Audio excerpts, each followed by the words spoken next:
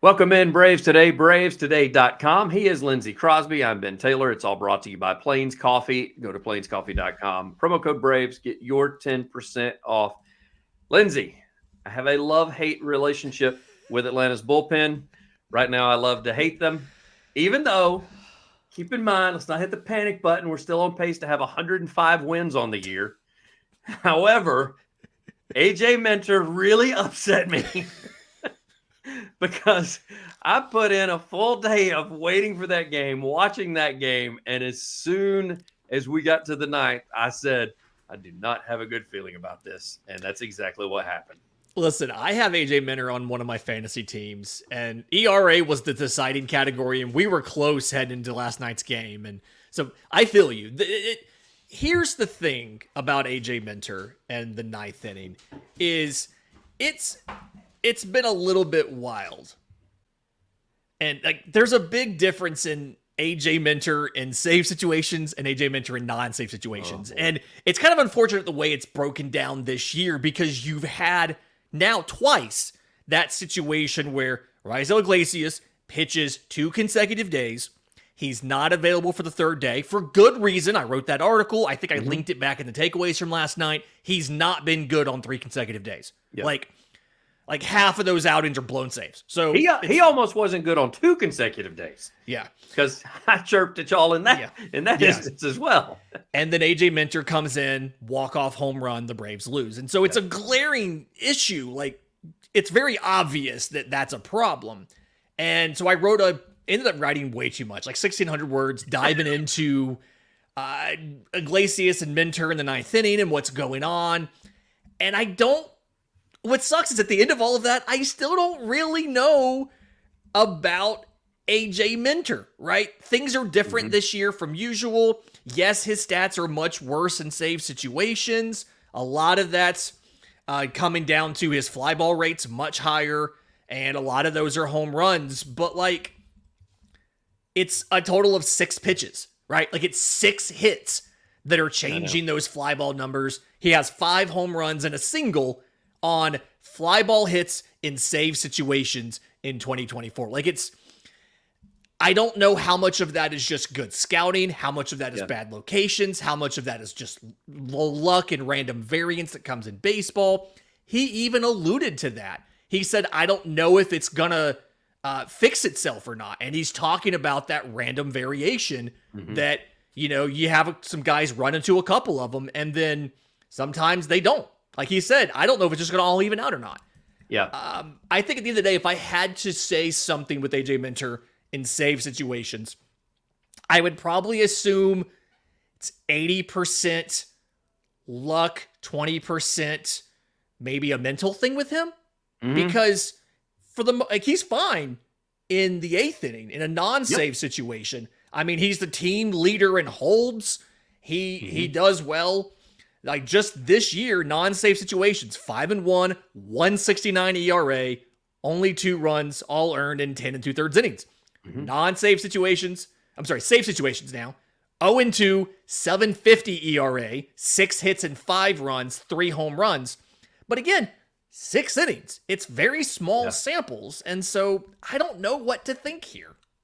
And overall, through his career, now his career shows the same, except his career numbers are much lower in the 9th inning than what you just said versus the 2024 season. 8th inning, 2.58 ERA. That's through 125 and 2/3 innings pitched in the 8th inning. That's got a 12 K per 9 ratio is what he's getting. Then you move to the 9th inning, it almost doubles to 4.79. So it is lower than 7. It's lower than this year. So previous years, he's not been as bad as this year, which I think goes into that luck and mentality, because I think he also said in that quote that he gave post-game, Lindsay, if I'm not mistaken, and I'm just paraphrasing here, he said a lot of the balls they're hitting stayed in the park last year and stayed in the park in previous years, and that just doesn't seem to be the case this year. But 9th inning, 4.79 ERA, that's through 88 1/3. Now, this is career numbers, and then that's 10.1 Ks per 9. So Ks are down by about 2 in that scenario, and ERA is about double in that scenario. That's through his career statistics. So you're right. I think some of it is mental, where he has not had a bunch of good luck this year. He even said he had not said this before, but last night, but he said this before. where it's just a game of inches, where that ball that Nemo took out of the park, it was over the plate a little bit, but that ball's away another inch and a half. It's off the end of the bat. It's a ground ball, probably over to third base. And we're holding the runner at second. Nemo's out at first. Then we got 2 outs in the bottom of the ninth. And so I know that we're not making excuses, because trust me, I was as frustrated as anybody. As a matter of fact, I think my text to Lindsay is Minter sucks in the ninth. Which and I was like, let's workshop that a little bit before we get into a pod with this. Yeah. Right. And the numbers do show that he does suck in the ninth in save situations, because it just hasn't. I mean, when you're over a 7 ERA this year, however, he doesn't suck overall, which is what I'm seeing a lot online. He just, for some reason, it's getting over that hump of, and I don't know if it's getting ahead of batters. If the ball's just, when he comes out fresh like that, the ball just doesn't break that extra. You know, that slider doesn't go that extra inch and a half that he's used to having. And so instead of getting the dribblers to second and short and third, he's getting balls more squared up. And you saw what happened, because that ball, when it first left the bat, I didn't think he was getting out. And I mean, it wasn't a home run in more, like, it was like 14 ballparks. It was a home run. It wasn't even a home run it wasn't like it was a no doubter or anything, but it's just, I mean, that's what happens. And the whole thing here, I think all of this ultimately comes kind of back to bullpen construction and usage. Yeah. And I'm thinking about, like, last year, and I think this is a great example of what I'm looking for here, is Kirby Yates was third on the team in saves last year, despite never being installed as the closer. Like, Minter was the closer until early May when Iglesias came off the IL, and then Iglesias took it the rest of the year, because Kirby Yates' role was, normally he's a medium to high leverage guy. And then when your high leverage guys were all out of the game, they'd all been used or they were unavailable that day, Yates was the former closer, the veteran former closer that came in a save situation, right? He picked up 5 saves last year because Iglesias isn't available, Minter's not available, Joe Jimenez or whoever's not available. Right. Yates will go in there and take the ninth. And we don't really have a former major league closer on the major league roster right now to be that guy. And so when you're dealing with Tyler Matzik not having the form that he had, and then on the injured list, Pierce Johnson on the IL, you've got less options. And when you use Joe Jimenez, when you use Raisel Iglesias in 2 straight days, and we can argue and debate, should he have been up with a 4-run lead for Saturday anyway? I think if it's not a no-hitter, he's probably not up, because Chavez was up, and then they put Iglesias in anyway. Until you get more options in the bullpen, you've got to be a little bit more strategic about which guys you use when. And, like, if you think that AJ Minter is not just suffering from bad luck and that he has some sort of fundamental issue with the 9th inning. And I think that's the real decision we're going to have to see Atlanta make. Because you don't have that veteran former closer. You have Ken Giles in AAA, but you've also had multiple opportunities to call a guy up, and he's never been the guy you've called. And I think you saw Dylan Lee pitch the 8th last night. You saw Jesse Chavez. He started the year in a bulk role. He's now pitching 7th and 8th innings. Some of that's because Pierce Johnson's out. I think you're seeing Atlanta start to adjust the mix a little bit. I don't know who's going to get that next save situation if it's not Minter, but I think right now, while you're out 2 of your guys you expected big contributions from, in Johnson and Matzik, and even when Matzik comes back, you may not get the contributions you wanted from him. You've got to be a little strategic with who you use when, so that you don't have this situation come up again. And if you're in the mentions, or if you're out on social media on the NL East Uncensored that I've referenced before, and you're bragging about it, keep in mind, it's the way the loss took place, because Atlanta took the series win on the road in New York, which is what Lindsay and I claimed last week anyway, saying that it would be 2 of 3.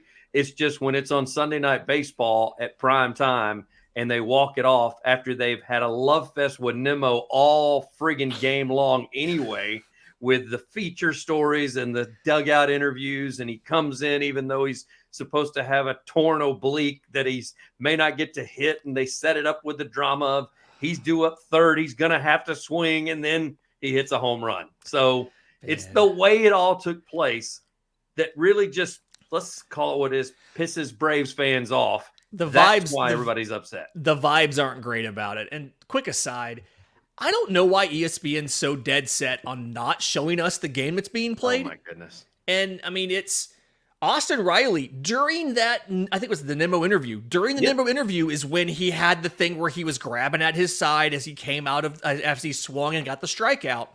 And, like, I didn't notice because the game was on, like, a 40% size screen while they had Nemo's mom on there with a video to him. And it's just... it's frustrating that, like, it's already bad enough that you're doing all of these other interviews and things during the game, and you're not talking about the game. At least let us see the game on a full screen while this is happening. Like, Nemo couldn't see that video. Why did we have to see that video? Yeah, well, exactly. I said the exact same thing when they were playing it. They could have said on the phone, Nemo's mom up in the right-hand corner or something without showing the video. Now, I know that we're going to have old fuddy-duddies jump in there and they're like, oh, you guys just don't like. No, seriously, that was exactly what I said. I said, he can't see it. And I don't think at the beginning he even knew who it was until she made a reference. I think it took him a second. And it's like, oh, that's my mom. And then never mind the whole, like, it's just her sitting at a table. It's not like there's a video element to this. It's just her sitting at a table. Anyway, that's not...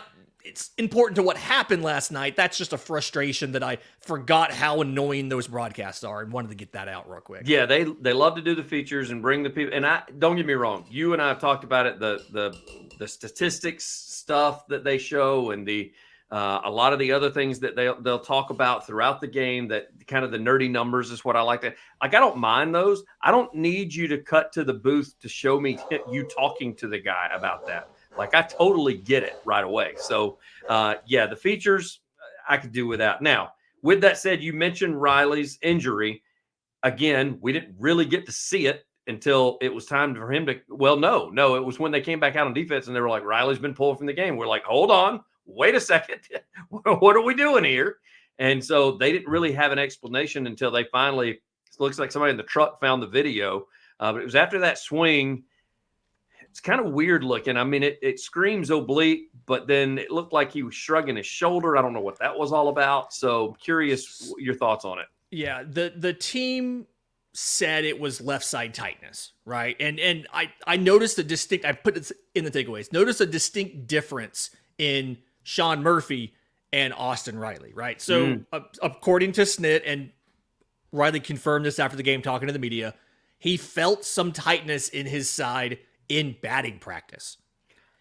Didn't say anything, and then he felt it again after that swing, and that's when he said something. He didn't, like, he grabbed his side a little bit, went to the dugout, they ended up pulling him, and they said left side tightness. With Shawn Murphy's thing that had happened, the pain was enough where he dropped the bat immediately. Yes. And when he came out, they said, and they referenced the oblique. So it was...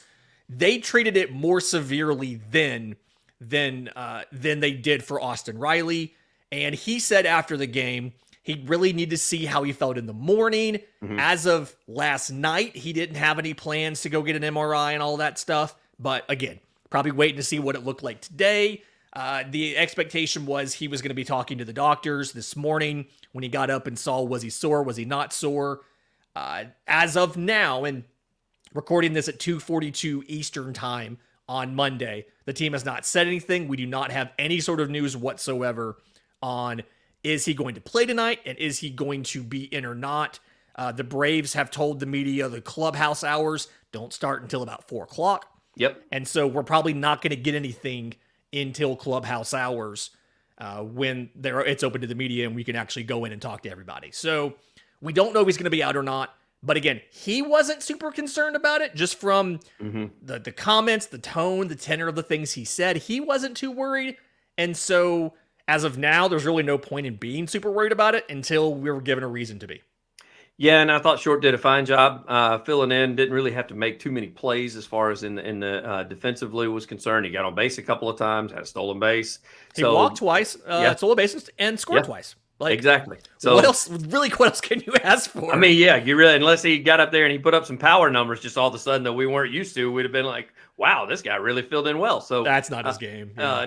No, it's not. So it will be interesting to see rain in the area. I don't know if that's going to cause some sort of delay or some sort of movement of the game as well. It's supposed to be south of Atlanta by the time game time rolls around. So I think they'll probably have the field ready, and I'm not real sure what's coming in after that. So it'll be interesting to see if Riley's out there. I just think precautionary reasons.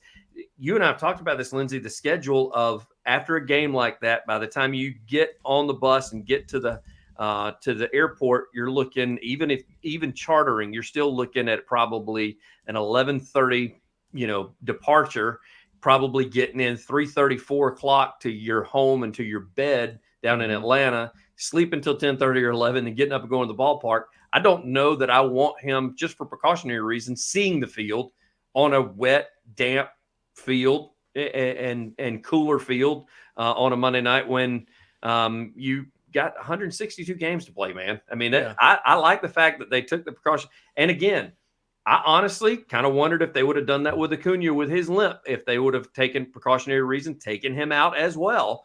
And the reason being is just because the series was won.